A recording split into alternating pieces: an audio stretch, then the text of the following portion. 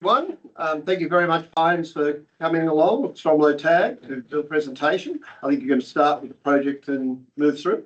So I'll hand over to you. Fantastic. Thank you. Thank you. Andrew, you want to? Yeah, I'll get in. So just a quick reminder, Andrew Riggs, I'm the managing partner for Tag Energy in Australia. We're the sponsor of the project. And we're going to take you through both the questions and project update. And if I can indulge everyone for the first few moments, I'd like to do a safety share.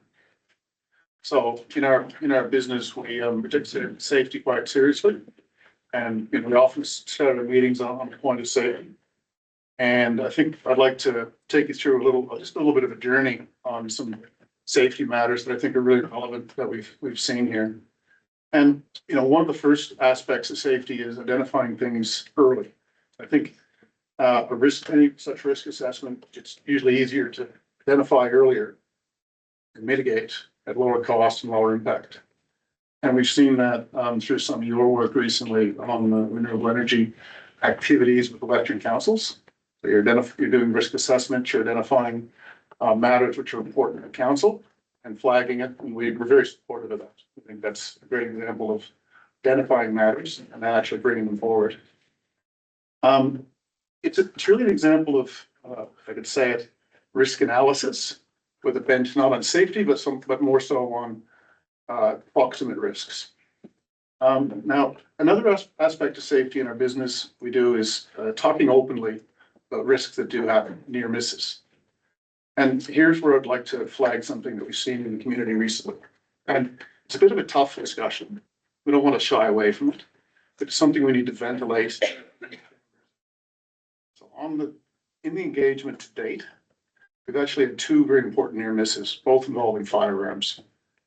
Last year, and with the predecessor council, we had an incident that occurred during the community engagement where one of our members were actually threatened with a firearm. Now, what we did, we immediately reported that to the police.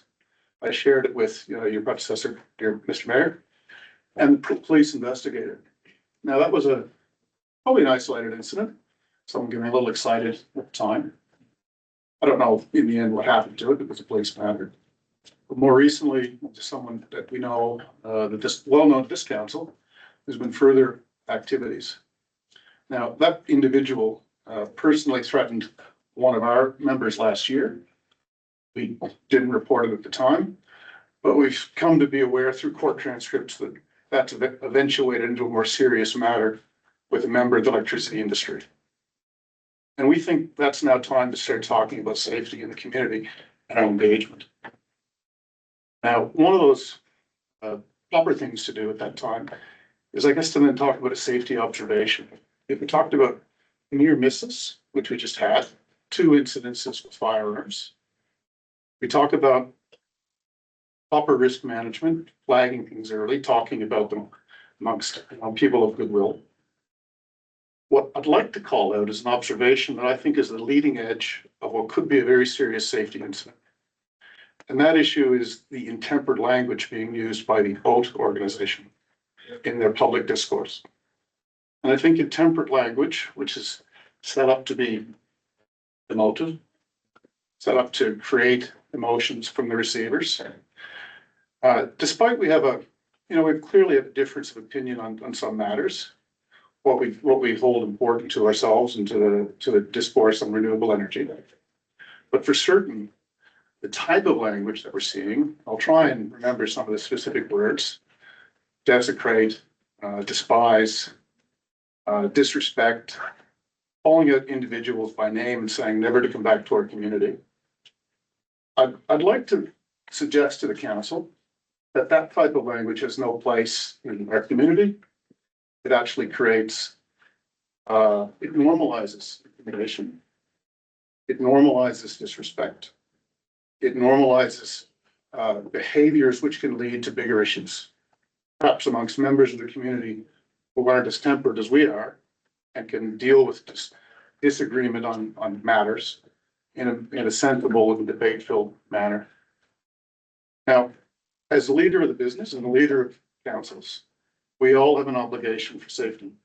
It's not one person's obligation, it's all our shared responsibility. And I speak about it today, coming from the point where I seek leadership from all of the people in this room, people who might be watching online, to think about how they would feel if their contribution to the debate resulted in someone having a tragic accident. Now, the two near misses with firearms, I don't intend to have another near miss. We take actions, we take controls and put them in place. We change our engagement strategies, we change when and where we engage, because we see these risks. And I'd ask that everyone think carefully about the language they use in the discourse, that they actually take a step back and think about what's important, and indeed put their own controls in place. And I look particularly at the members of this council, one present, one who's not, who have great influence with the OAT organization, to think carefully about the language that's used, what's acceptable. I think what we've seen to date has elements that are not acceptable. And I want to put it on the record in this chamber that all of us have a shared responsibility to change that behavior. Certainly our employees in the field, their friends, their parents, their children, their loved ones, they have every right to do their law-abiding job as all of us here today. And they have the right to do that with safety. And I ask that the council think about that and in fact encourage it in all of council communications going forward. So I'd like to start the meeting with that sombering note. I much think an ounce of prevention is worth a pound of cure. And I know I will rest better tonight knowing that I've raised it and I get all of your good minds thinking about how you can contribute to it. That's I guess my starting point. And I appreciate the indulgence of giving me this moment to raise that. Thank you. Now Matt can tackle with the next step. That's right. How do you follow that up? So look, we'll jump to the project update. I'm going to be very quick on this. There's not just the next slide there. Thank you. So hard copies. Yeah, I can't those around. So in the last 3 months, kind of the big thing that the council would have seen in these chambers is the development applications for 4 meteorological masts. So they've been approved by council, and we've been working with Damien and his team through the certification process, and we're working to have those masts installed over the following months. There'll be updates, including in the monthly newsletter as that progresses. We've also had the first round of bird and bat utilisation surveys. So in order to demonstrate that there won't be an excessive impact on bird and bats, we have to undertake 8 surveys across 2 years. So two seasons, 2 springs, 2 summers, 2 winters, 2 autumns. And the first one has occurred in winter. The next survey will occur in spring. And these can kind of progress even though we haven't got a precise final layout for the turbine. There's rules about kind of how close they need to be. So this is something that we can go out and survey for very broadly as we look to have the turbine layout evolve next year. So the next one, we've engaged a lead planner for the project, and I'd like to take this opportunity to introduce Pen Williams, who is from Umwelt, and she's, want to say just quick introduction? Yeah, so I'm a environmental planner. I work in the planning and assessment team at Umwelt. I'm based in Newcastle. Umwelt is a multidisciplinary environmental company. We specialise in large state significant development projects like pines, and we're really excited to get started and be here. Thank you. And Pen is going to present kind of a bigger piece later on today, just about state significant development projects, answer questions that you might have so that we can kind of all be on the same page about how look, just quickly to run through these last points. As you know, we're out in the community. We're continuing to have meetings with approached neighbours about potentially hosting wind turbines on their land and entering into neighbour deeds. And in terms of the other community engagement points down the bottom here, so we've had a really good response to the 3rd round of community grant sponsorships. But it's great to see the not-for-profit sector in the overall community continuing to respond. So we're now up to $19,000 of electricity bill credits at $100 each provided to the Oberon community. And it's a nice kind of just logging in and seeing, some of the nice comments that are coming along with those applications in the inbox there. And very soon we're going to tick over. Joe's told me we're actually up to 1,980 interactions in the community. So we're soon going to tick over 2,000 interactions. And we think that, that's a fantastic effort in a bit over 14 months. So in terms of the nuts and bolts of it, that's kind of it in the last 3 months. Any questions about the actual project nuts and bolts? Yes. Just, how are the installations of the net masts progressing?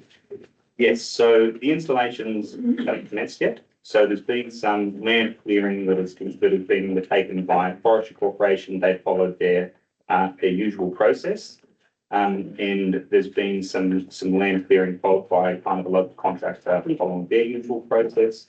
It's important to note that land clearing sits outside of what we sought the permit to do, which is the installation of the mast. So from a planning perspective, those are two separate things. We haven't commenced the installation of the mast, and that will occur a little later this year.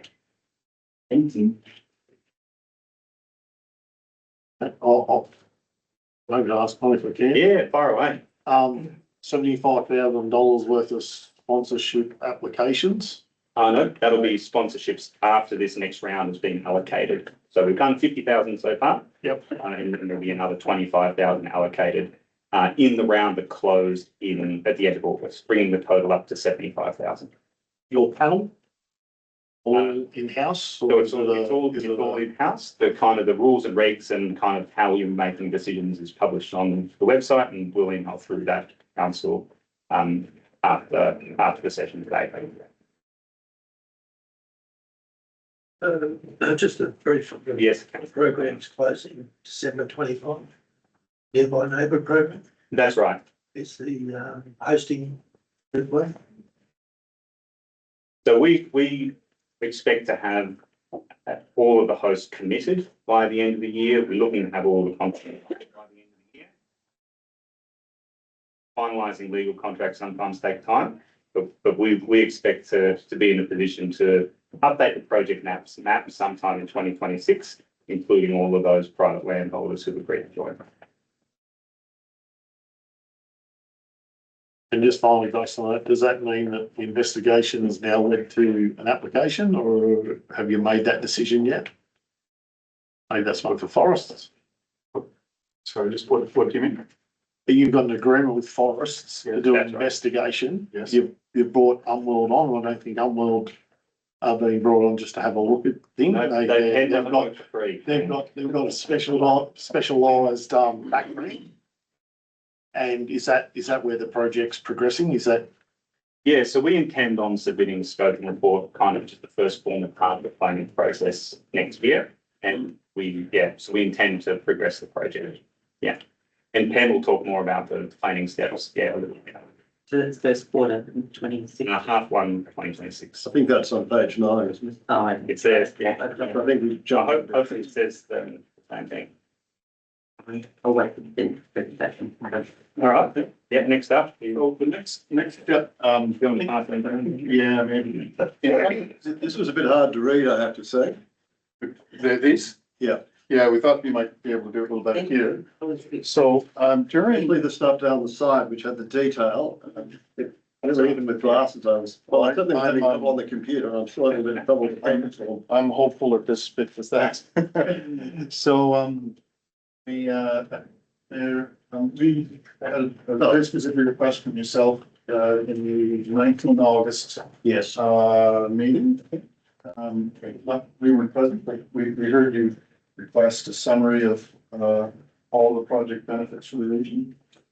And so in response to that, we've tried to create a very simple summary on this sheet and the details on the back of where the highlights come from. If I can speak to the slide, at least, in the left side, you see Oberon an area at 500 plus million. The math is actually 580, 575. Someone can fact check me on that, but the numbers are there. And then down the bottom of the graphic, sort of the broader New South Wales benefits of the project, including the energy security, the reduction in pool costs to the social cost of carbon, which is the evaluation on the CO2 abatement. On the back, all the data is there for you to refer to. We're quite open and transparent at how we arrive at those numbers. Certainly in Penny's work, as we go through and do the socioeconomic analysis, be more detail come out on that. And we can, go through individually and any question you might like, but yes, but we're. I think there is a question. Those two. Oh, just, the nearby neighbour, how many property owners for the 100 million? Yeah, Matt, It's around 200. 200 property owners? That's right. sorry, Matt. Yes, just looking at the summary sheet, which is probably on the back, Yes. which details The front. the 80 million community and First Nations benefits. Yes. I take it the 5 million is the amount that's being delivered, or you're suggesting on the start of construction, and then it's 1,050 per megawatt hour Yes. per year, On top of which that, comes to about 1.89 million you originally estimated, I think, wasn't it? that's right, 1.89 million a year in the last slide pack, if that's the number I think it is, but. Yeah. And So what concerns me is that in looking at projects around New South Wales, you've got 100 million in your near neighbour payments. And normally that is about a third of the community benefit to the whole community. So on the basis of 100 million to near neighbours, we should be receiving at least 200 million as community and nation benefit. If you look at what the general split is.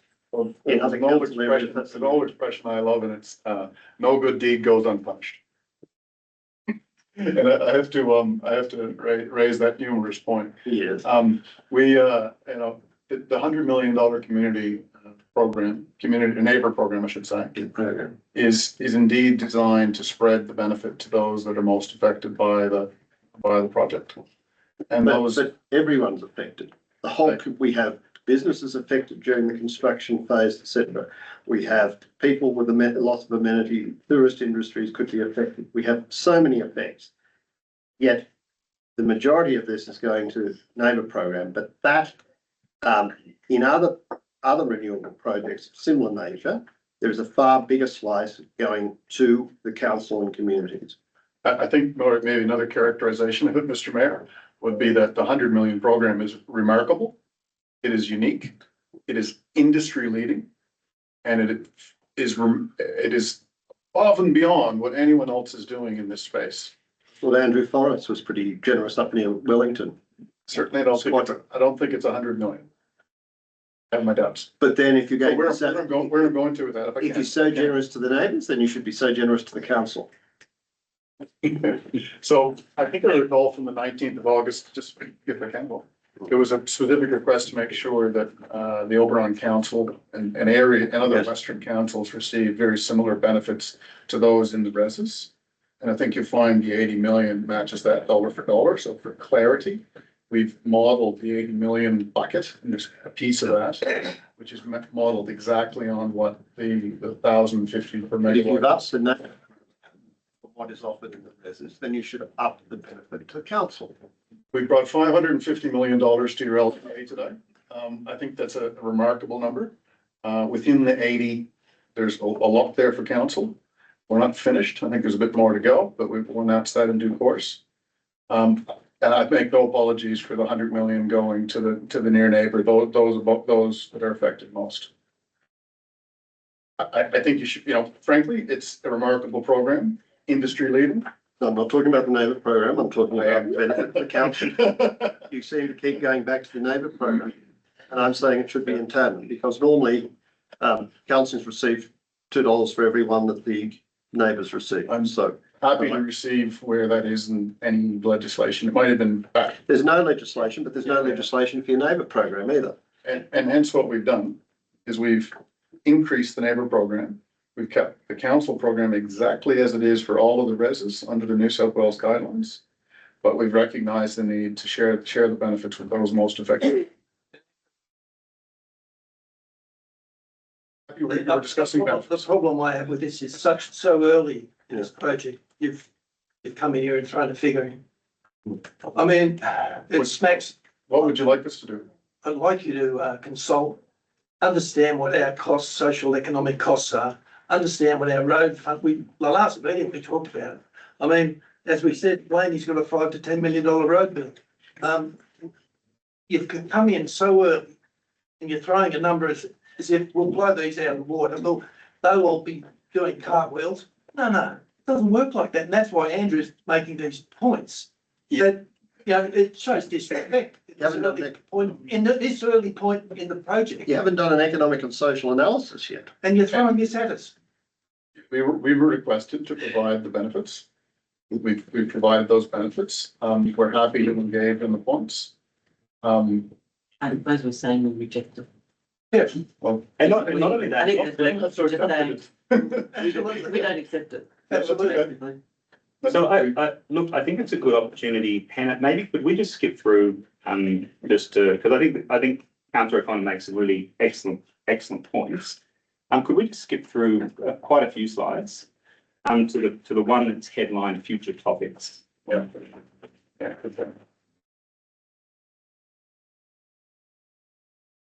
And I think it's just worth noting, we've mentioned this a couple of times, we really are still extremely early in the process. And then from the timing that you would normally expect to see a proponent delivering a scoping report to the point where there are all of the answers on things like road and road dilapidation and where the water and materials are coming. You know, these are normally a number of years, would you say in your experience? Yeah,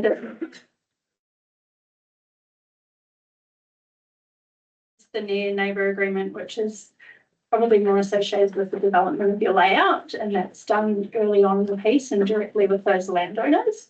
There is additional, I guess, contributions or mitigation and management of impacts as they are identified. So through the EIS phase or the detailed assessment phase following the scoping, that's when your detailed social impact assessment is undertaken and the economic impact assessment, traffic and transport, all those assessments are undertaken at that point. And what falls out of that is additional distributions plans, agreements, management and mitigation. And It's as- and as- an iterative process.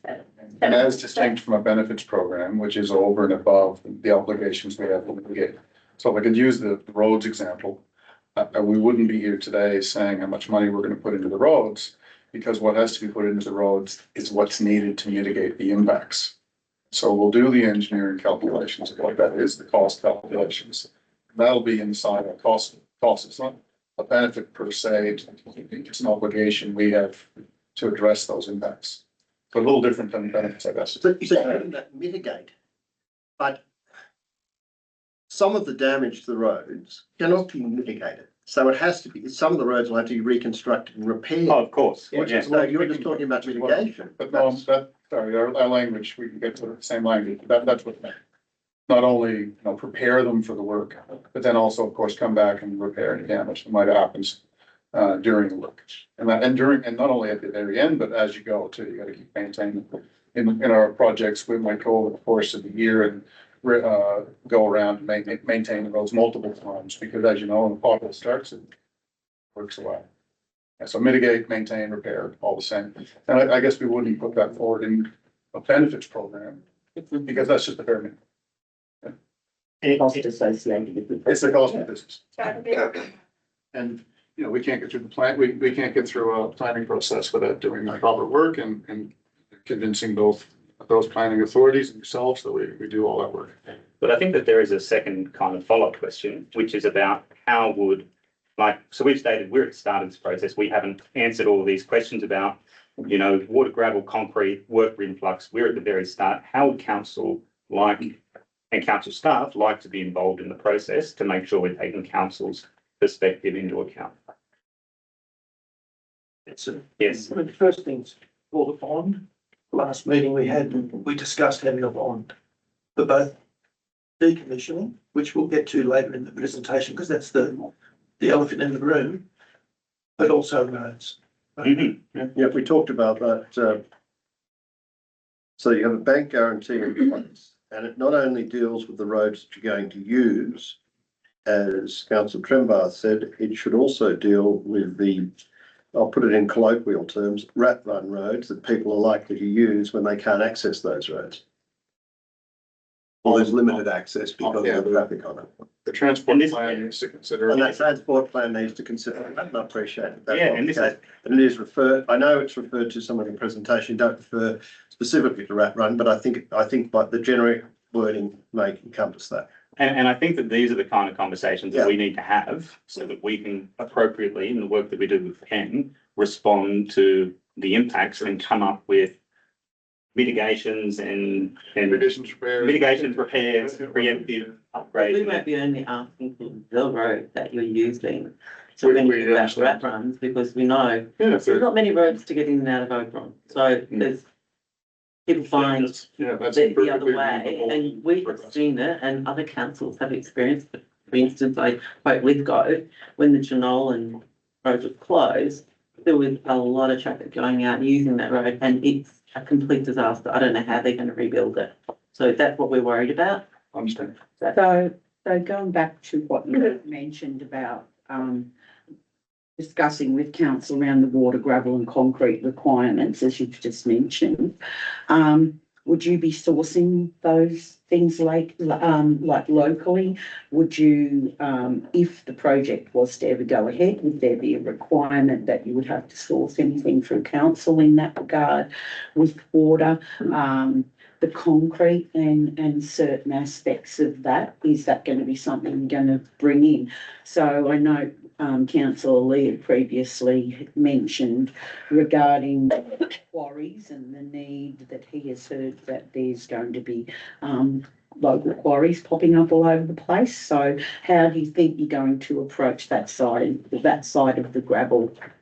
Yeah, the general, I mean, again, I need to preface this by saying, you know, we're not far enough down the road to be able to kind of answer that concretely, pardon me, councillor. But as a general principle, we want to reduce as traffic as much as possible. And what that means is we want to source as close to the project as we possibly can, potentially even on the project, potentially even on the site. Like, it's very normal to have concrete batch units on the site itself.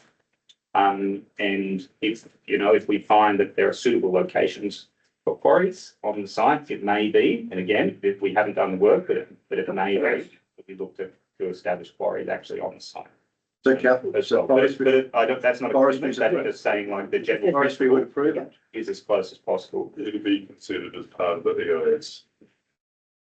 It's beyond the size of our quarries, so any expansion of those quarries would need to be considered as part of the EIS. Maybe we'll get Bristol's. You don't get the appropriate planning, depending on the jurisdiction and.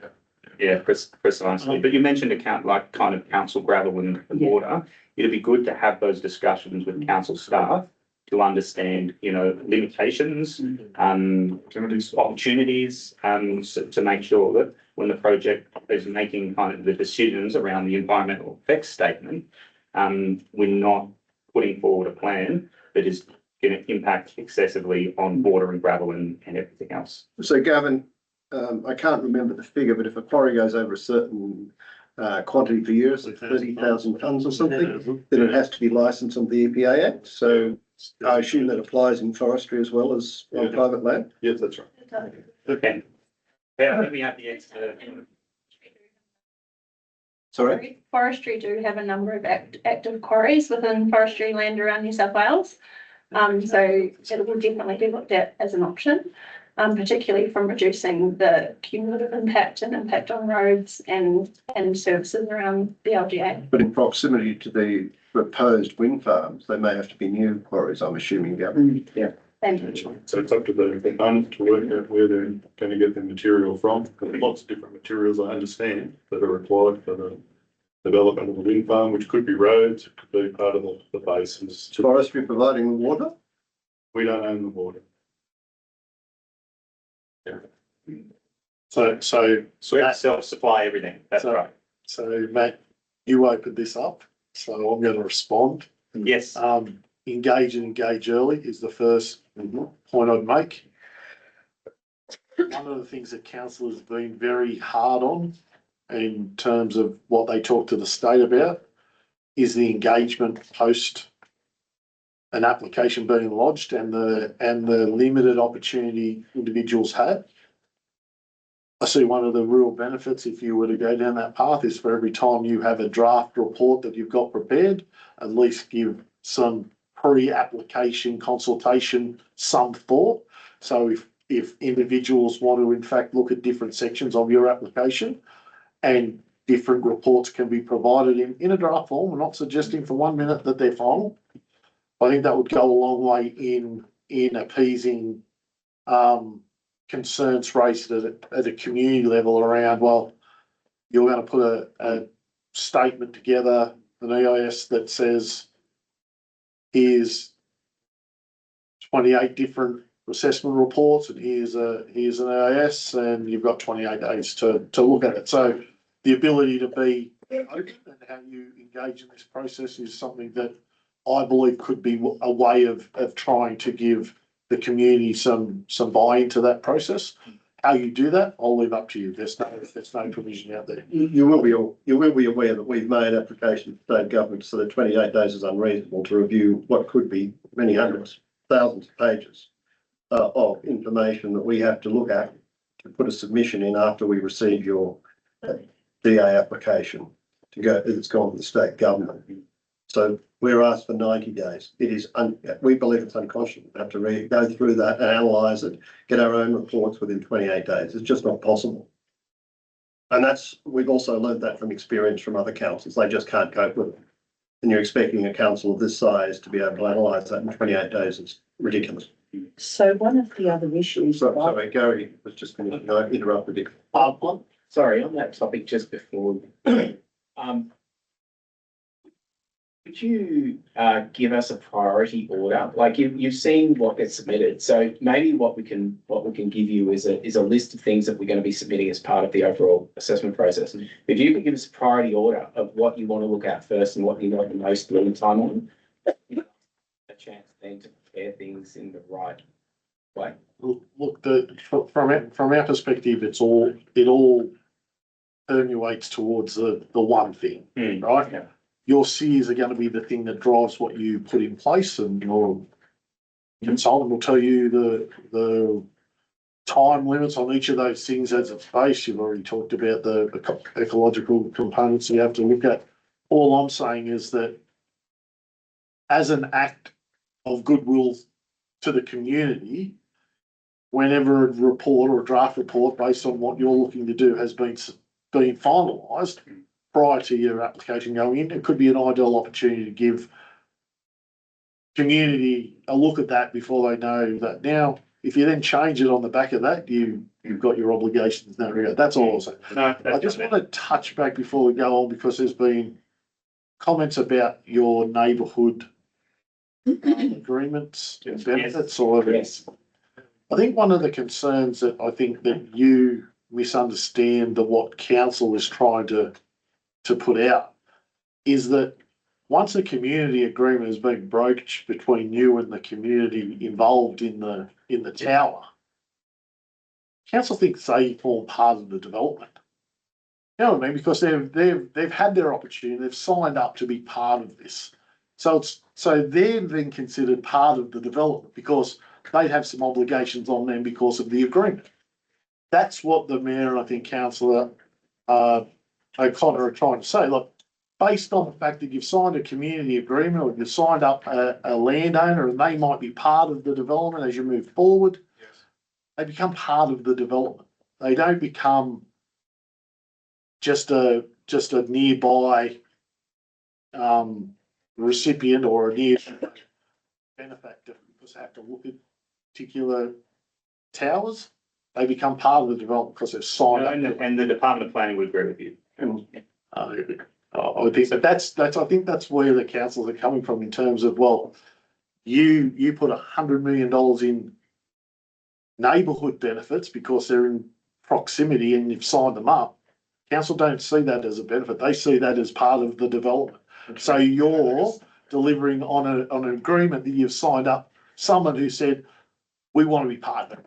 That, I think that's the difference between what the council is trying to Point is well made.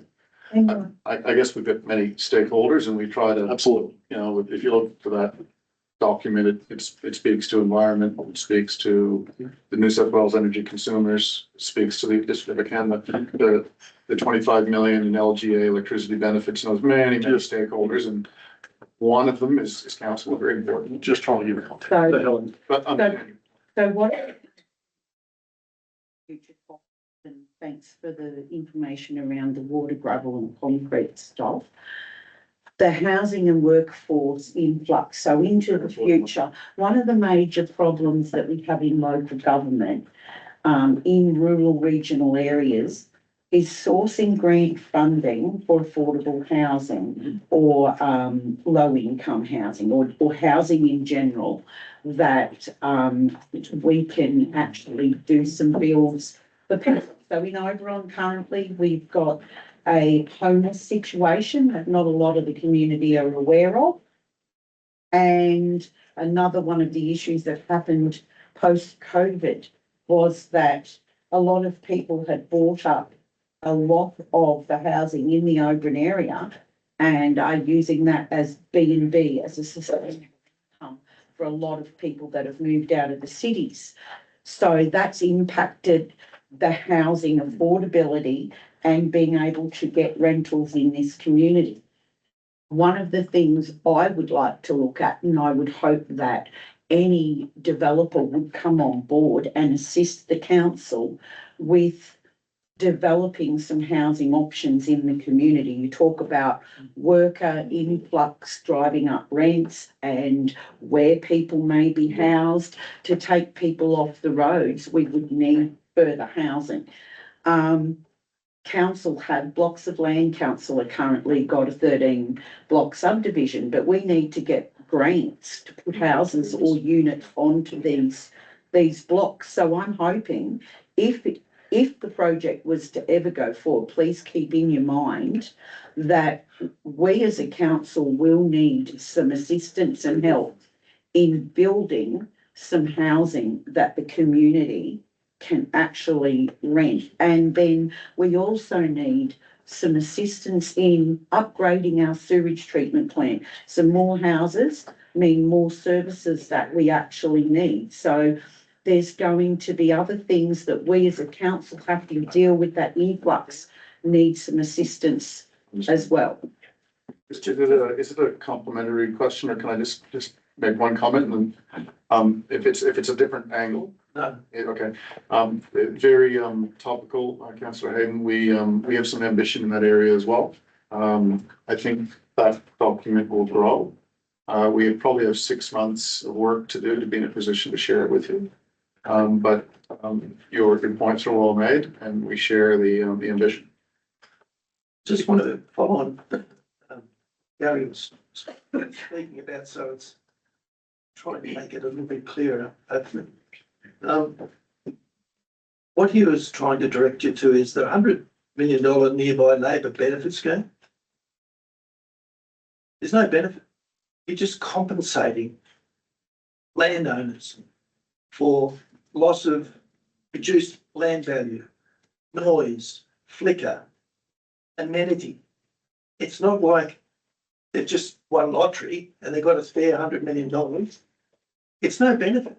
So when you look, you list out here benefits, there's no benefit in that. You know, you're trying to compensate them, and we'll talk about that later. I guess, it's a matter of perspective. No, it's not perspective. The reason you're giving them money is because they're losing amenity, they're losing lifestyle, they're losing value of property. You're not doing it because. So can we get back on topic without grilling our we're not. guests? Thank you. If, Just on your housing stocks, yes, council's currently going through a housing strategy to do these types of things. It might be worth contacting our director. Thank you. Around what that could mean, like temporary accommodation is known around the areas, and if that was to occur, there's substantial impacts that we have to consider that process as a council. And I'd certainly like, once again, engagement and opportunity to provide commentary in that regard. 100%. Gary, is that a public process or is that? It's absolutely a public process. We've gone through our first component of reviewing our LSPS. I think we're on the first of 120 to do so, to try and get in front of these types of things. Perfect. And we've acknowledged those things that Councillor Hayden raises about associated infrastructure, and it's not only the weight, it's not only the sewer, it's the Waste management. waste management components. Water, Where does that sit? And also the impacts of, it's all good and well while you're going through construction, but what happens when they leave? Precisely. All those exactly. things No, they're There's going to be all temporary part of workers it. camps or whatever. That's good. Yeah, they're good questions. And look, we're just at the very start of an accommodation strategy. But the first part of that is to go out and kind of create a database of what existing accommodation there is. And I think we'd be comfortable sharing that once we have that in hand with council. I think you'd be in good stead to talk to Damien, our contractors, around this. Perfect. Exactly. We can share what we've done on past projects as well, because there are some things that have worked really, really well on past projects that we can probably share. I think that'd be good if you could. Yeah, because at least it gives an idea of how you're thinking. 100%. Oh, sorry, fire away. Sorry. Can I just add, I understand about, the work accommodation that's sometimes the temporary. I look at the aspect that if a developer's going to get an approval, because this is not going to be up to council, I'd like to think that you're going to add some value to the community that's going to be a permanent structure. Yeah, some legacy. Eavesdropping on our emails. Yeah. Part of the social impact assessment does include a detailed accommodation and employment analysis, and that includes full survey of all existing services in the LGA. And there's a big component of that is consultation based, and that will include detailed consultation with council, and any available services in the region, so we can understand exactly what's available, as well as the direction being like that to go, so that we can report it. Because Midwestern Council did its own survey in relation to housing, health services, etc. Price Waterhouse did it. Okay. So that might be worth as a reference to Yep. how much detail they went into it. Okay. Sorry. So our little program here. Sorry, we've gone up about 5 steps ahead of you. But we're always happy to talk about project benefits in any way, shape or form. Might just look back a number of slides there. I think it's just after the image. And I will be very quick. I'm going to take less than 5 minutes to split through these 4 slides, and then we'll pass on to Pen. Exactly. The one called the new campaign to attract the nearby neighbour program. So I think maybe something that hasn't kind of, just looking at the left here, that hasn't kind of filtered through in the previous communications, is that neighbours actually have an opportunity to accept no additional impacts at all, compared with the New South Wales planning guidelines. And so I don't know if you've seen, we're starting a new advertising campaign on Facebook. You might have seen it already. It started yesterday, just explaining that point. Well, I think that that's really important. People can accept payments without accepting additional impacts. Now, there's still, and the way that would work is just, if the Department of Planning rules said that the setback needed to be 1.9 or the setback needed to be based on 35 decibels of their home, then that is what would apply to their house in that instance. So we're trying to improve that communication, and that'll be part of the campaign to the end of the year. As I understand what you're saying on page 5. Yes. is that if someone doesn't sign up by the end of the year, and in example 1,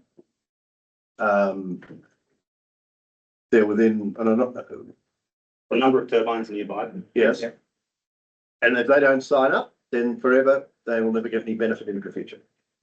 Yeah. That's right. That's a cut-off date.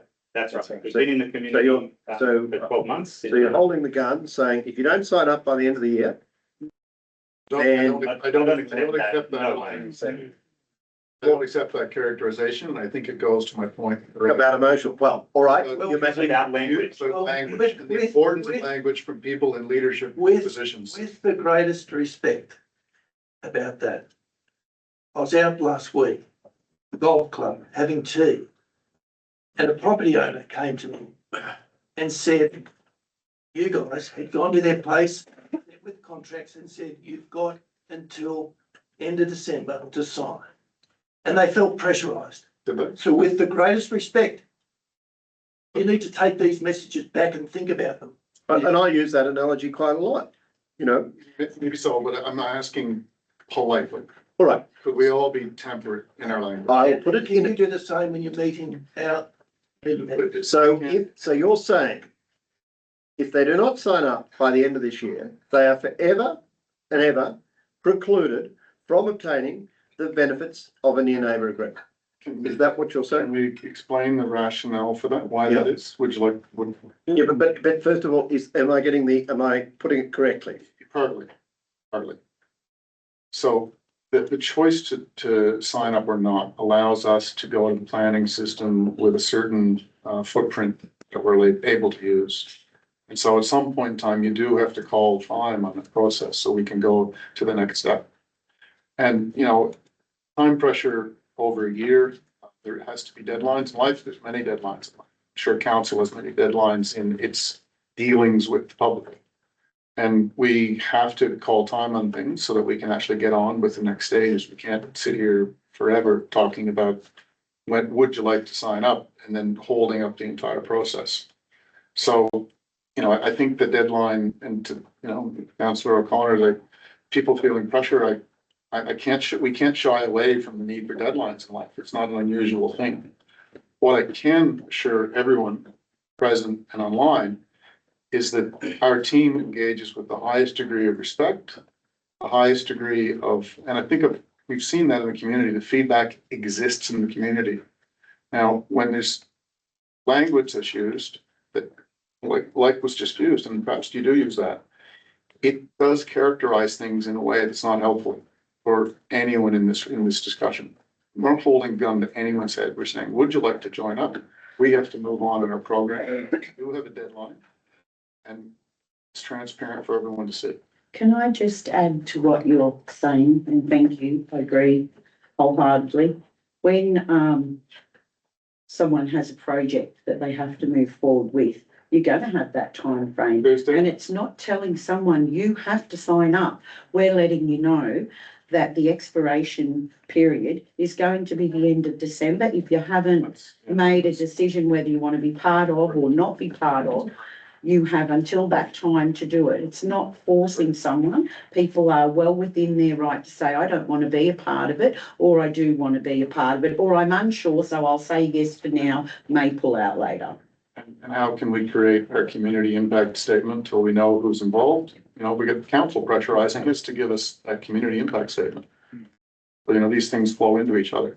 Can I just ask the clarification, if they sign up and then decide they don't want to be part of it, are they able to back out? No. No, I didn't think so. Yeah. Just wanted to make sure that was clear. Yeah. And the reason is we need certainty when we go through in planning system. So we give them, and I think this might be an opportune time to move on to the next slides.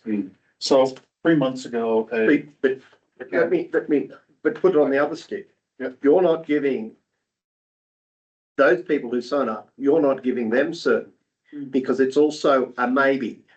You will get these benefits if our DA is approved as a state critical and the project, and we do all the figures and finally we propose to move ahead. Yes. And we go to construction phase. Correct. Otherwise, you do not get the benefits. Because you don't have these. So it's basically, all it's giving is an option that if we go ahead, you will get a benefit. But the people who do not sign up and say this is too uncertain, or I may not, and I don't know if this project is going to ahead. So if you go to the state government seeking approval as a state significant project, and let's say, I don't know how many near neighbour agreements you're going to have.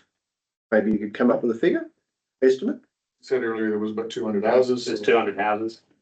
about 200 that fall within the 1, 2 The or one, 3.5 the kilometres. 3.5 kilometres, that's right. Okay, so, We're not at liberty to say. so if you have 200, and let's say you have 150 sign up, and you have 50 don't sign up. Yep.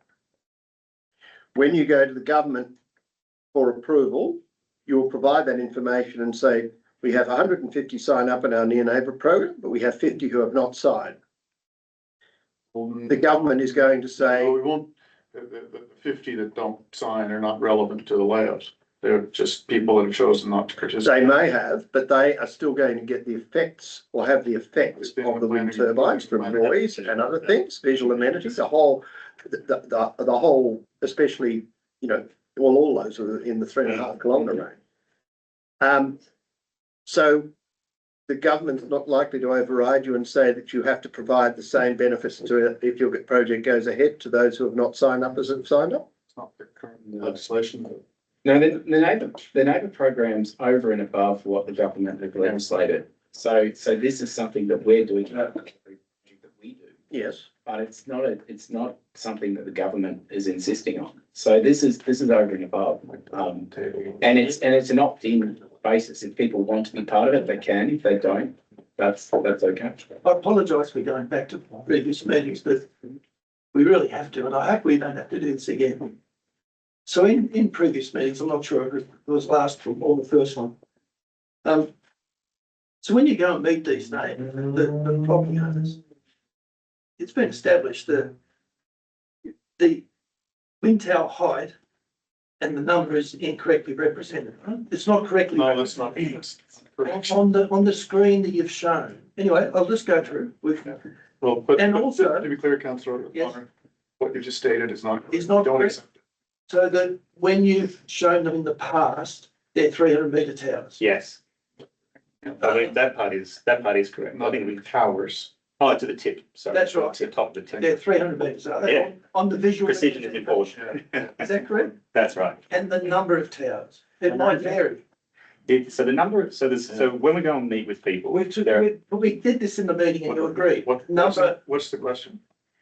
I'm saying that you've gone out and you're offering money for something that the people don't really know what they're going to get. And on top of that, in terms of the impacts that are going to come from it, you've said, here's the impacts, you've described them.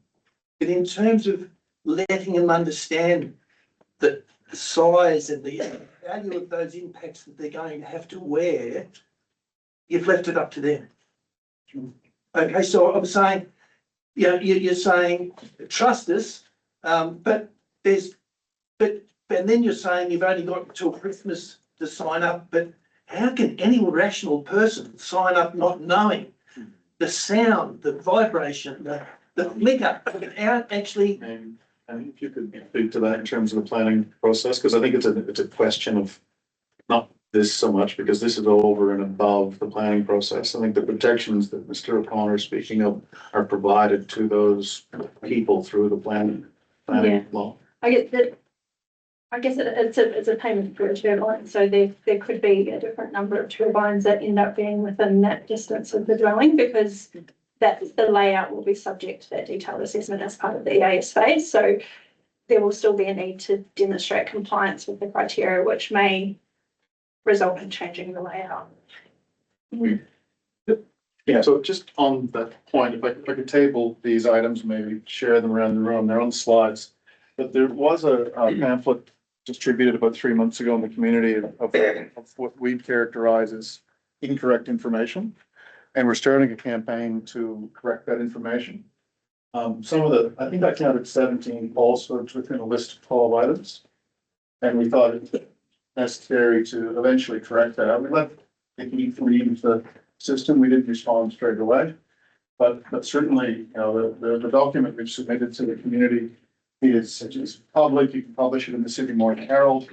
A great deal of time to make sure that it's accurate. It's quite remarkable that someone, you know, a legal practitioner reviewed it and made 17 factual errors with 12 items. And so we don't have to go through each one. We can start to see them in our position. We want to clarify that for the community. And perhaps just the most important one it specifically says the developer's covering the risk of insurance, the cost of it. And if there's risks identified, neighbor houses where there's we think, there's a great big welder there, but look, there's no fire extinguisher on their property. Quite clearly, it's the developer's cost to fix it. But it's really big misinformation put out there, and that doesn't help good discourse, good planning, good risk management. We really encourage people to have a look at it before it. So if I have an RU1, it's planning. RU1 under planning, and I am entitled to subdivide it into 250 acres. 100 hectares, 250 acres, 100 hectare lots. And I've already done that, or I'm in the process of doing it. And I'm on the edge of a pine forest where you're intending to put a wind farm.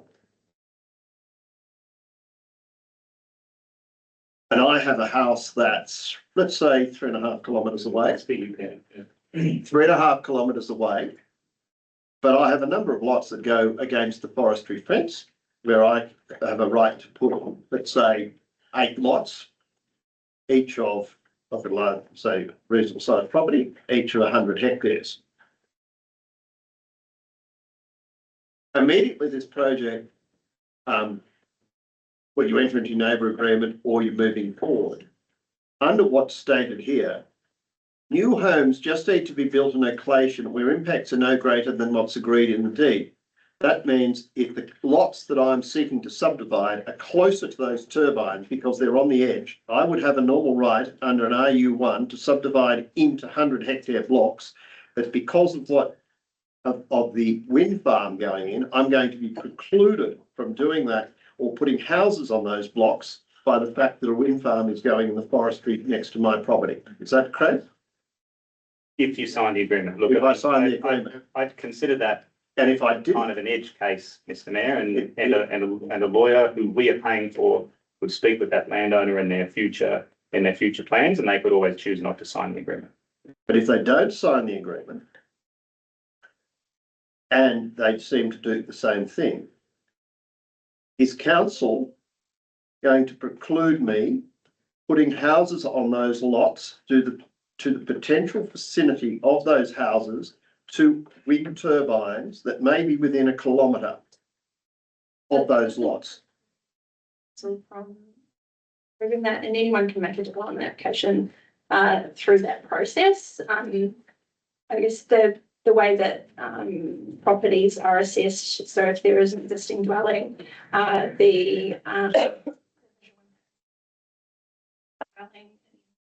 dwelling where there is vacant land and there is potential for the land to be developed, it comes under the development rights assessment. So it's treated in a slightly different way, but we need to go through a process of identifying anywhere that there is development rights for vacant land and assessing them as part of the visual and noise impact assessments, particularly to ensure that the impacts of what was to be developed wouldn't be an unacceptable impact.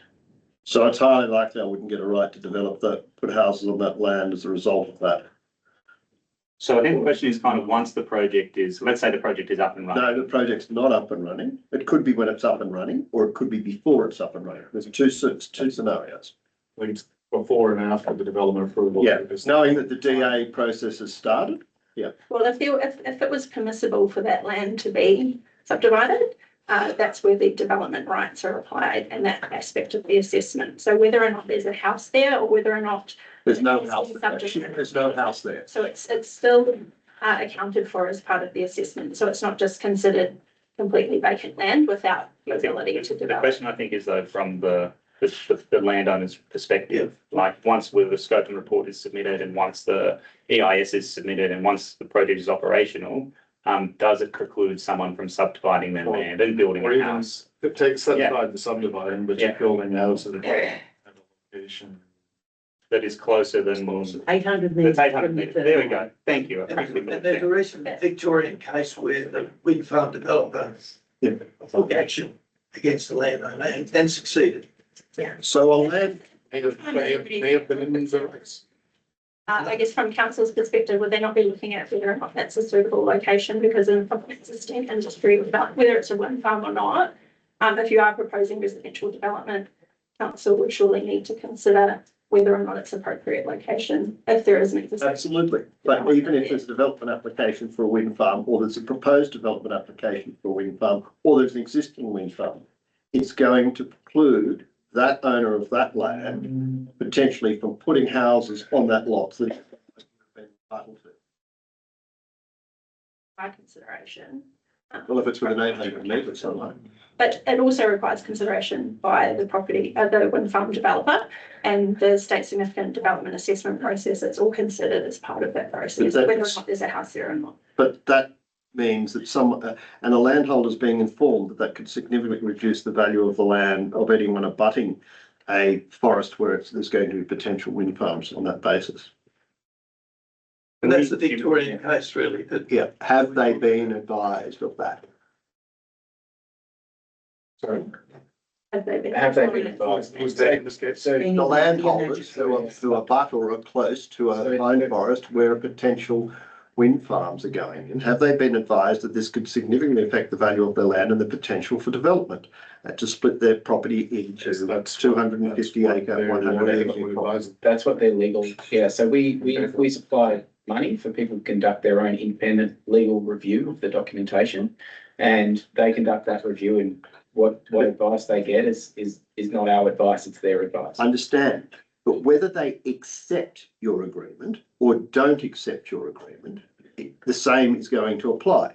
So if a person doesn't accept the agreement, i.e. they're a non-participating neighbour, Yeah. and they seek to subdivide, they're going to be affected. They're not getting $2,500 to get legal advice. But do you mind if we take this one on notice, one part of the considered written response? Because I think there's significant potential damage to landholders who are within close proximity, even 3.5 kilometres of a wind farm, that this will significantly restrict their ability to be able to subdivide their properties in future under the RU1 requirements for 250 acres / 100 hectare lots. Yeah, I'm not sure if that's the case or not.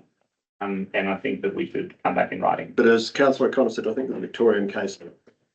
That's not. But I don't think it, yeah, Happy to be detailed so we can properly respond. Yeah, let's go.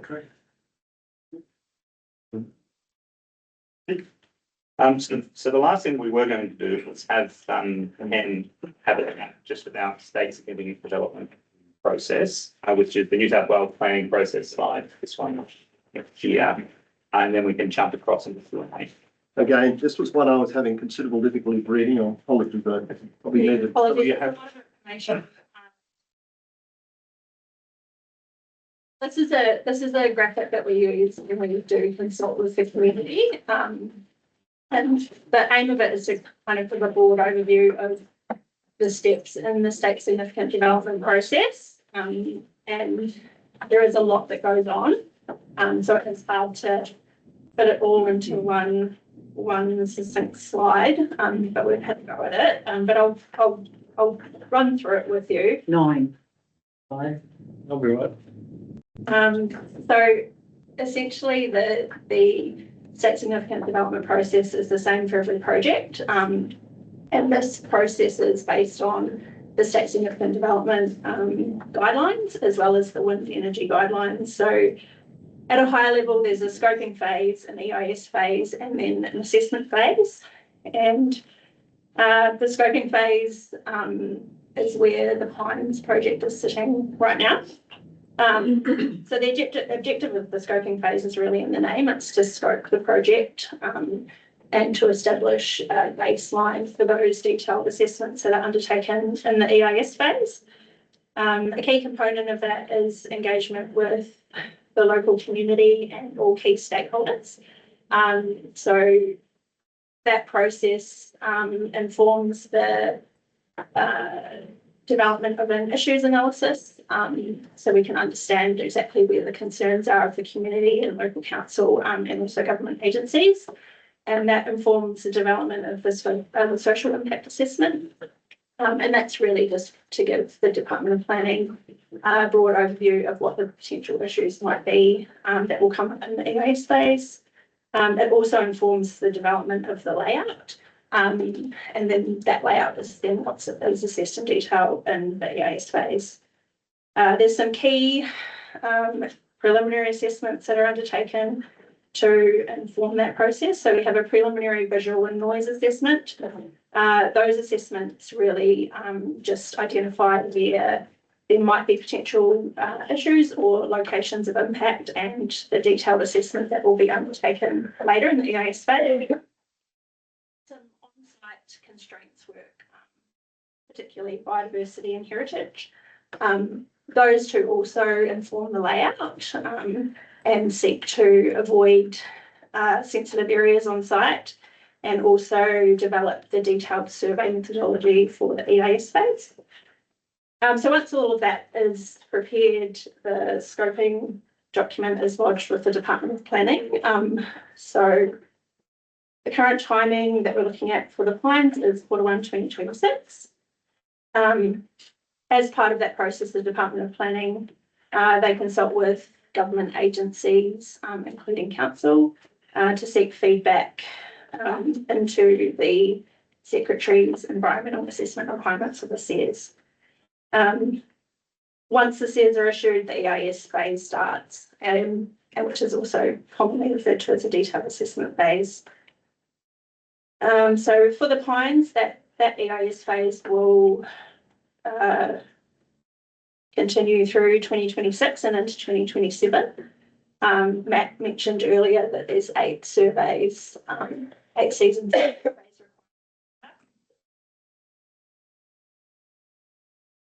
And that's what really drives that EIS timeframe. So that's why we're looking at 2027, later in 2027 to submit that. There's a big long list of specialist assessment that's listed on the slide. Those specialist assessments are fairly common for wind farm projects. Depending on what's discovered on site in the scoping phase, there may be more assessments that are identified and that need to be undertaken. But those are the most common assessments that we're expecting to be on the SEARs. Coupled with the preparation of those assessments is continued engagement with local landholders and key stakeholders. I guess going back to your point about continued consultation on those assessments, it is generally we schedule some additional consultation once those relevant data and assessment results are available. So for instance, with the traffic and transport impact assessment, we would look to consult with council, again, just to run through the particular results of that assessment. So that's prior to that report being finalised and submitted to the department. And same with the community, so reporting those results as they become available.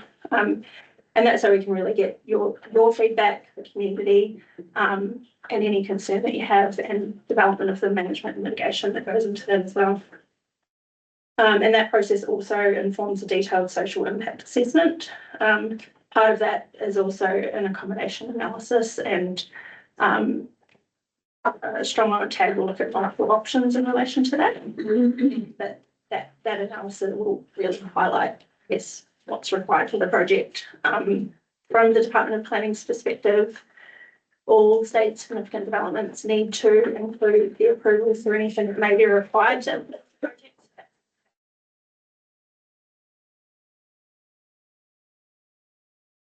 If it's highlighted that that's what's needed, the department's expectation that would be included in the development application. So once all of that's prepared, there is an EIS or environmental impact statement that is prepared, which really provides a summary and overview of all of those assessments. And then that's lodged with the Department of Planning, and that's the point that the development application is lodged and the assessment commences. So following that is public exhibition. The standard public exhibition is 28 days. During that process, the department does seek submissions and feedback from all government agencies, including council, They also publish all the documents on the major projects register for the community to review and comment. Once that process is completed, the department publishes all of those submissions on the major project register, and there is a requirement to prepare a response to submissions document. That report includes an analysis of all of the submissions that were received and a direct response to each issue that was raised. Once that's prepared, it's submitted to the department, and their internal assessment commences. It's quite common in that process to receive a number of requests for information, and that's usually associated with closing out issues that are raised by government agencies and council in response to that review of the response to submissions document. Once the department complete their assessment, they prepare draft conditions of consent, which are provided to the proponent and to council and other government agencies for review, and they request any feedback on those. Once that's complete, it's referred to either the the planning secretary or the independent planning commission along the PC for determination. Taking account of our comments previously, will you voluntarily agree to a 90-day time for submission by council, bearing in mind the issue we have raised previously in this meeting? I think it's not something that I can agree to. It is common for a lot of the community to ask for longer on other projects. We have seen So who can make other that decision? councils. It's the department. Just don't It's make. really it the 23 department. It's years. not up to anybody else. If you could put it in your submission. Well, that's something I. That's right. Which may or may not have, carriage with the planning department, they might take into account, and it may not be automatic. But we can certainly consider the concerns, and I think what the general manager mentioned earlier is that the practical way through that is as well to have an alignment, let's say, or an understanding of the issues before we even go to that stage. We in general questions now. Well, No. No. if we are, can I I don't think we are quite yet. just a quick one, you made comment about the potential for a state significant development to have ancillary state significant developments attached to it. Yep. Please make that front and center as part of your application, because it's something that the community don't quite understand.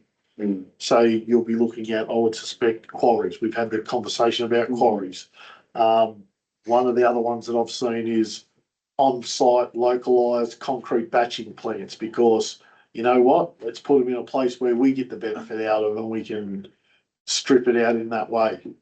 Depending on how much you're going to create, it's state significant development as well. It's these value add, impact add industries, because generally build with the same, like it's covered by, oh, we're doing something, but there's other things in there. And the impact of those could be a lot bigger than what the overall development's going to be. So please be cognizant that as part of the council, that's exactly what we'll be looking for. Like I'll make it very clear that if that was to occur, that's what I'm looking for.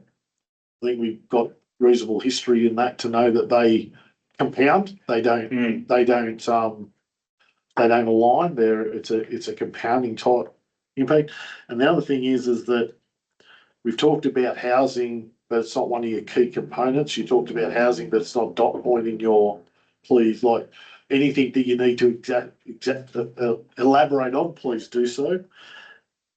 One of the key ones that we've talked about as a council is that social impact, and it's not earmarked in any of your assessments in that you'll look. Like you talk about economic and you talk about the cumulative impact. I'm sure that's the development. That is not a social impact of what this development could do on a community, not on a project. Yeah. So just food for thought if you.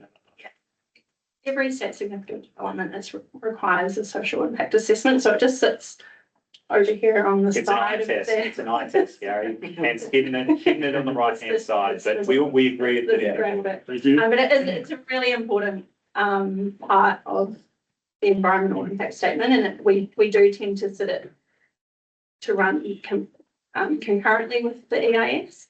And they do really feed each other in relation to, identifying impacts and issues and addressing those through the process. Thank you. I did see it there now. Yeah. So I think I'm at the end. So just touching on the IPC briefly, that process is triggered during the exhibition phase of the EIS. So if a submission receives more than 50 objections, if the proponent has made a political donation, a reportable political donation, and if the local council objects to the project, it does trigger that IPC process. So the Department of Planning still assesses the project in full and carries out that complete assessment. They just don't determine the project. So the IPC generally runs a public meeting and a process of seeking submissions about the project themselves. They do their own assessment and then they determine the project. Yeah. Of those 50 objections, they have to be unique. They can't be the same. So just a question, probably the elephant in the room somewhat. But before I start, what we're all learning as councillors, we try to learn as quick as we can to keep up speed with this particular question. Andrew, you've been very transparent, but it's taken me, I don't know about others, a little bit longer to understand what you were saying. It's in regard to decommissioning. So go back a meeting or two, you said a few things and I was trying to process them. Yeah. I'll just read this out. The Regional New South Wales Upper House inquiry into the impact of renewable energy zones, Mr. Matthew Riley from New South Wales Planning quite clearly stated that decommissioning needs to be negotiated between the landowner and the developer. The government has no role whatsoever, including the enforcement of a developer bond to be used for decommissioning. So now I understand in your Pines statement where it says, your statement says, the decommissioning of wind farms will be the responsibility of TAG as the owner operator of wind farm. A decommissioning fund is required to be established. Now that's off in the ether, okay? It hasn't been formed. There's no decommissioning fund at the moment for covering all.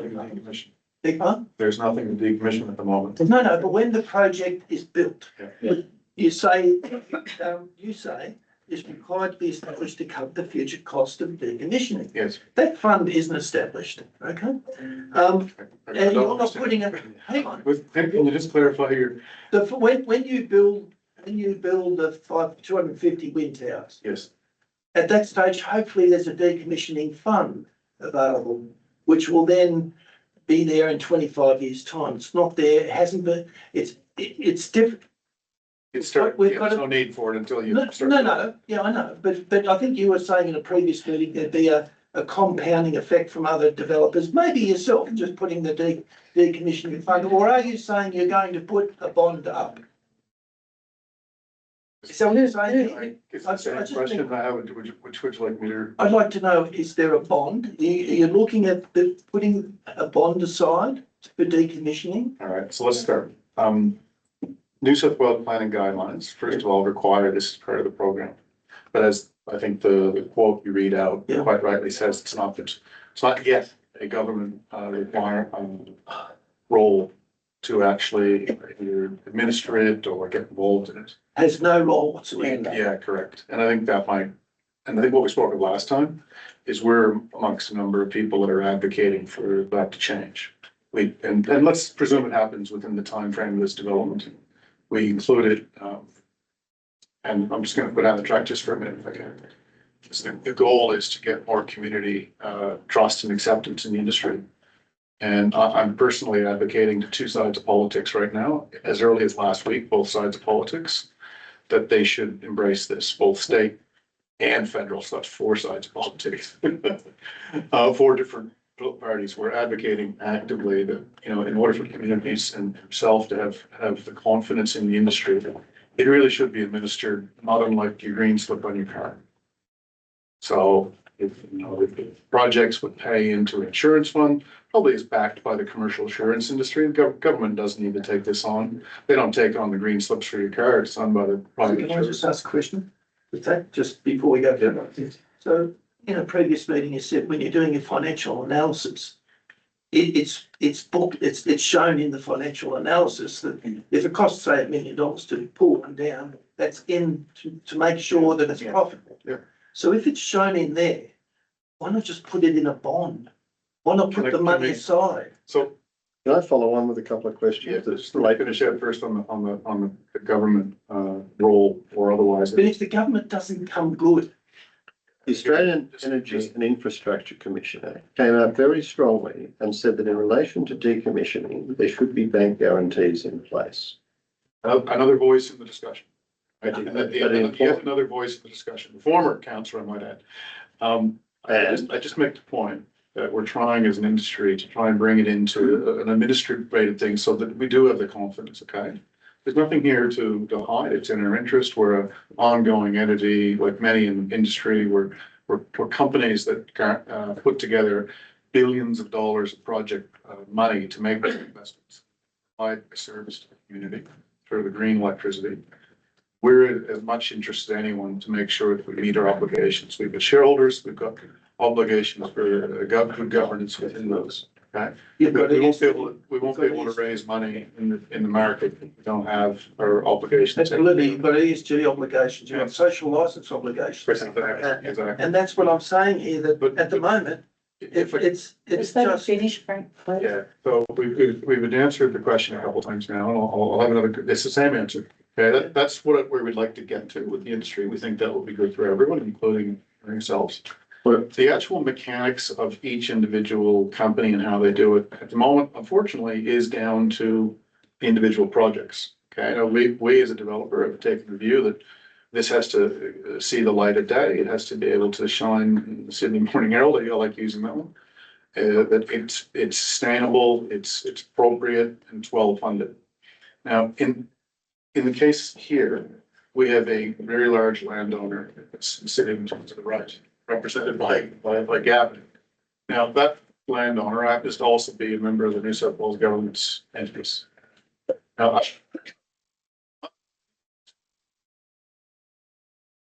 many matters, a confidentiality obligation towards Forestry Corp. Likewise, they do to us. And what we've agreed between the parties, if you just extend the thinking a little bit, you can imagine no one would be more certain about having that risk covered than the New South Wales government. It would be quite frankly unthinkable that they wouldn't have thought this through and made sure they had a good securitization package from us as the developer. Now, I'm going to say this is the last time we should speak about it together, because I do have those confidentiality agreements. I can personally assure you that that exists. This council will not be liable for have that risk sitting there. I can assure you it's a very strong package. And if you'd like more information, I think you should speak to the New South Wales government. So why, noting that Forestry Corporation is in the room, and noting that you've said in your response, we have previously confirmed that the Forestry Corporation New South Wales agreement contains stringent decommissioning provisions. Correct. But I was told previously by Forestry earlier today that there's no such agreement in place for a decommissioning plan. I can't speak to that. Maybe, So what I said, and to put it on the record, there is no current decommissioning plan. Wow. The reason for that is that there's no project. But what about this? What about this thing that says, we have previously confirmed that the Forestry Corporation New South Wales agreement, so I'm assuming there's an agreement between Forestry and Stromlo Tag, contains stringent decommissioning provisions. You're saying that's not a plan? Yeah. Why are you not able jointly to agree to waive the confidentiality in relation to that part of the agreement and provide it to us to give us certainty as to what it might say? We're in a period of investigation. So I can't let this, you want to leave this lap, Andrew, I can't let it lap because we don't know what's in that. And apart from, just a second, I haven't finished. And apart from that, a bank guarantee is only so good as the value of the bank guarantee lodged today. We all know what construction materials costs have gone up over the last 3 years. So whatever a bank guarantee is in place, it has to allow for escalation over the 35 years. Of course. Mr. Mayor, There's the no answer, the project. answer we've given you is 100%. People sign contracts. There are provisions. Might include things like those. There's no current project, so I'm sure these guys will work on these things. Andrew, property owners have signed contracts on the basis that there's no What are we speaking of? property owners, whether they're hosts or neighbours, have signed contracts. I would have thought it was only prudent to get this sorted before you go to the marketplace in Oberon. I mean, I'll just read, the whole issue of decommissioning is in limbo. The state planning guy said, We'll take it as a comment. it's not a comment. It's not a I comment. can't answer the question. The state planning, Matthew Riley, that wasn't a comment. He said, So a moment ago, Penny gave an outline of a very. and the risk, I'll just finish, excuse me, I'll just finish, and the risk to council and landowners is that we will be left with hundreds of decrepit, rusting towers that will fall over because a responsible decommissioning agreement was not put in place at the right stage. So Andrew, I'm a landholder. I'm within 1 kilometre of a proposed wind turbines in the national park. Take this as an example. There's no turbines in the national park, just so. Oh, sorry, Yeah, in the forestry corporation, error on my behalf. You come to me with a neighbour agreement and you ask me to sign by the end of the year. Yes. I say, right, so after the 35 years, what happens in decommissioning? We've got it handled. So do you have a bond in place? What's the agreement? Are you going to tell me, or are you going to say, trust us? Because that's still being negotiated with Forestry Corporation. You're required, if you want, just a second, if you want to enter into this neighbourhood agreement, you have to do it by the end of the year. But I actually don't have a decommissioning plan, and I can't tell you whether I'm going to have a bank guarantee in place. I can't tell you whether I have an escalation agreement. So I can't actually tell you what the decommissioning plan is, but I'm requiring you to sign this agreement, yet you don't actually know exactly what's going to happen after 35 years at the end of life of the turbines. Is that what you're telling me? I'm a landholder. I'm asking, you're negotiating. I'm saying if I I'm know next on exactly the other what side of the you're table. doing. There will be a requirement to decommission the signage, that will be covered as part of the So if consent petitions, but the details of the plan and how they will do that is something that will be developed. I, as the landholder, would want to know the details, because I want to know that if Stromlo Tag sells the project on, or a company in the chain in 35 years goes into liquidation, I want to know that there's money available to decommission at the end, and that has been properly taking account of the escalation factors from the date of construction through to the 35 years. I would be standing there negotiating and you wouldn't be able to answer my questions. Could I just add something that in my plain old bushy language that probably makes it a little bit easier to understand? There are timelines to do anything, and if someone wants to sign up to a potential project, there is no project. They can't go out. Excuse me, Miss Councillor O'Connor, I'm talking. Let me finish. Thank you. If a potential project might be coming along, someone might visit your home and say, hey, we're thinking about putting a project through here. You have the opportunity to sign up to that by the end of December, and if you want to be part of it, if you don't, you don't have to. That's the end of that. When the project becomes a project, that's when people will develop the scoping for the decommissioning.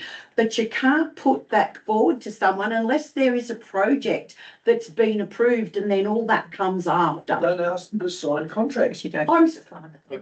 You don't have to if you don't want to. And Then they're in shit. Then they don't get any benefit. It does. if that's their choice, I'll write it. it is their choice. Can I just ask a quick question? Frank, is there people that signed up to this and it's not approved yet? You said we that have no We have numbers. no idea. We have no numbers, but we're being told there are people, but there's no numbers yet, Clive. Okay.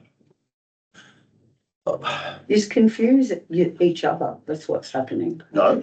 Well, If I was standing and I was asked to sign one of these agreements, I would want to know, if I'm looking at this turbine for 35 years, that there are proper arrangements in place for it to be decommissioned, including security of funding for the decommissioning. And I wouldn't be The answers you've given me today wouldn't satisfy me. And that's the very simplest answer is that New South Wales planning provisions require it. And then that's, we have to comply with the law. And, you know, if you feel that the New South Wales planning provisions are not very inadequate, I would encourage you to reach out to either side of politics, which I've spoken to last week again, and reinforce the need for a state-based or national-based program. Or a bond by each. The bond escalated. Yes, from each developer. Listen, I see the word provisions in our answer. Read between the lines. Can I ask a question? So on your website currently, you have got a map of the area, 250 wind turbines. When will you be updating that to reflect the true picture of how many go outside the boundaries and how far? Because you've now potentially moved into the back of LTAs. So the way it sits now, under the ACCC laws, by not providing a true picture, but you say it's going to be updated, it can be misleading because it's the pines and everyone sees it as just, well, this is all this is all it relates to. There's got nothing else. And I know you said you're going outside and doing walking. When will that be updated to reflect the true picture of the project? So we spoke earlier about the deadline we're trying to achieve on those particular agreements. Mm-hmm. And it can only happen after that. And then the engineering and planning assessments are done for that land that we then know the boundaries. So F126, I guess, is the way to answer the question. So early next year, Yeah. your website will change. When we put forward the tiers for the project to the planning commission, that it has to be in there. Yeah, because, and I'm sure you're aware of the ACCC rules about deceptive and misleading with regards to reading Yeah, the project I would, and their location. I guess I think having worked in that space a long time, I don't consider that it's proximate risk to the project. If anybody wants to go down that track. No, I just want to know when we will see Because that updated on your website under the name, The Pines, when it's a project. Yeah. Yeah, I mean, I think when the Sears goes in, that's when we stick. Quite on the TrueView stuff, to say that we're misleading people with that, you know, it's this situation where we're investigating. I'm not talking We're about the what best your offer TrueView available. does. I'm talking about Yeah. when you're moving outside the boundary of forestry land, you say you're signing up people. So when will we see that reflected Yeah. on your website? That's what I we're think the looking for. Sears will be the deadline. As soon as we publish that, that's the time. And we're motivated to move to that stage as quick as we can. Ian's got a Councillor Taylor. Thank you. One comment, which doesn't need a response, and then a question. The comment goes back to your comments right at the start about safety. And it is sad, but it's not altogether surprising that people do get so worked up as to start making threats. My attitude is that, you know, I'm a firm believer in democratic processes and legal processes and planning processes and proponents and landowners have every right to investigate what is possible on their land and they're intelligent enough to decide for themselves whether it's something they want to go ahead with or not. And if people are clever enough to decide if some people would say, no, I don't have enough information, therefore I'm not going to sign. But if others are comfortable and think it's in their best interest to sign the agreement, that's their right to do so. And so much of the commentary I've seen is all about trying to intimidate people into not even investigating what is possible. And I think that is just so wrong. So much is about intimidating landowners into not signing, even if they think it is in their best interests, or intimidating councillors into voting a particular way. And I've seen stuff online that talks about treason. And that's not so far away from people pointing firearms at people either. And it's not so far away from what happened at Port Parker, is it? So I totally support what you said about let's calm the conversation down. We'll let the investigation and the application and the community consultation processes follow their due course and see what comes out of it in the end. Some people will be happy, some won't, but that's the way the process works, and it's so much better than all the threats and intimidation that goes on. So that was my comment. I'm not asking for any further comment back from you. You already made your comment. My question relates to the transport routes. Now, I'm sure I don't know from what you guys are looking into, and I'm not asking you to comment on Paling Yarns specifically, but I'm wondering how far you guys have got with looking into transport routes, whether your routes, whether you think they will be the same routes as what Paling Yarns are proposing, and whether you will also be needing to do any works along those routes to enable your components to get through. Are you at the stage yet where you can comment on those routes and any necessary roadworks? So we're not at that stage yet. Okay. But we have been, I mean, we've been following the Paling Yarn discussion. We understand the issues around the Paling Yarns route that has come through in that discussion, and you know, there's been some very good comments as well made by council on that route. And as a result, you know, we're going to put a massive amount of energy into our transport route over the upcoming years or so. Once we do have what we think is a viable route, we'll come back immediately to sort of talk about it with you. What I can promise is that we'll come and talk to you about the route before we publish anything or go out to anyone. So we'll come and have a chat with you about it. You know, it's something that's really important for the project to get that right. You know, we've been following it closely. We understand the issues. Yeah, we want to do our best with this project on every single aspect, including the transport route. So yeah, thank you for bringing it up. We'll come back to you with transport route options as we go. But yeah, we'll be looking to a lot of those issues that have come up. If we can. Thank you for that. Thanks, Anne, for your calming influence once again. And as our hamstrings cool down, I've just got a comment/question. It's in the newspaper. Queensland dumps wind turbine project proposed for pine forest. This is the quote.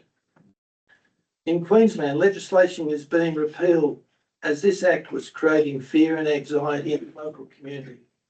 So, you know, I think I did have a series of questions regarding social license, and I think the fear and anxiety that these projects cause aren't discounted by your company.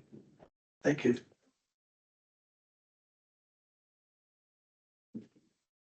Open skies. I've only got one last one, and I'd be reluctant, but if your project ebbs into another local government area, that doesn't discount your ability to need to talk to us about those contributions. Like I've said it now, I'm going to move on. I'm sure there's others saying differently. For what it's worth, part of the Forestry Corporation land is in fact in the Bathurst LPA as well. So there is part of that. Yeah, part of that is always. Just in case someone from Bathurst is listening in on that. Once again, thank you for your time. I think there's a fair bit of food for thought that both parties need to have a look at. Please be aware that council are speaking on behalf of the community that they talk to, and they've got some, they get built up with these things, but also Councillor Tucker's comments are quite program as well. So once again, calm heads in this situation. I think we can all do better. People online can hear that directly. I'm always available. I think direct engagement between the Oberon group and ourselves would be a great outcome. I think at the moment, sort of engaging through this forum, which, you know, we also value the time of. But I'd welcome an opportunity to speak again with Mr. Snock or whomever wants to represent that group. And so that we can you know, at least find some common ground in areas where, you know, we might be able to work together. Thank you very Thank much. you. Indeed. Thank you very much. Thank you very much. Can we please have a break before moving forward? Thank you. Yeah, it's me.